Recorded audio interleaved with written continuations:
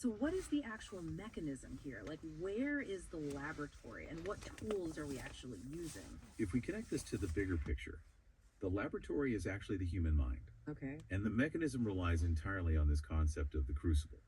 Now, in metallurgy, a crucible is a container that can withstand extreme heat without melting. Right. In psychological alchemy, that crucible is psychological containment.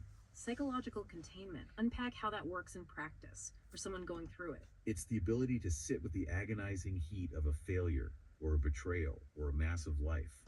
Change the lead without immediately venting it through anger or numbing it with distractions. Oh, wow. Most people touch the hot lead of their pain and just immediately drop it. Yeah, they lash out, or they scroll on their phones for 3 hours, or they drink. Exactly. They break the crucible because the heat is just unbearable. They completely refuse to contain the reaction. But the alchemist holds it. Wow. By containing that heat, you force the ego to break down. In alchemical terms, this is called calcination. It's the first stage of transmutation, where the raw material is essentially burned to ash. I mean, that sounds exactly like the Phoenix Fire. The overlap is undeniable, for sure.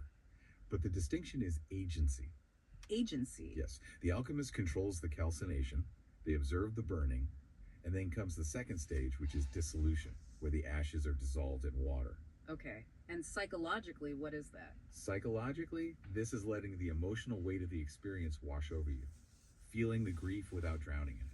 You are intentionally breaking down the rigid structures of your old belief systems. So the alchemist is actively dissecting the trauma? They aren't just crying in the ashes, they are studying the chemical makeup of those ashes to figure out why the fire started in the first place. That's a great way to put it. Yeah.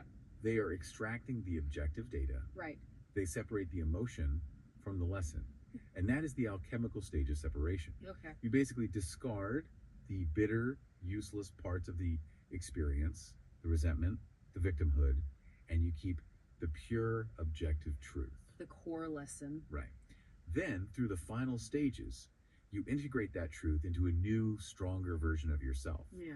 And that integrated wisdom that is the gold. I mean, it requires an unbelievable amount of discipline. Tremendous discipline. Because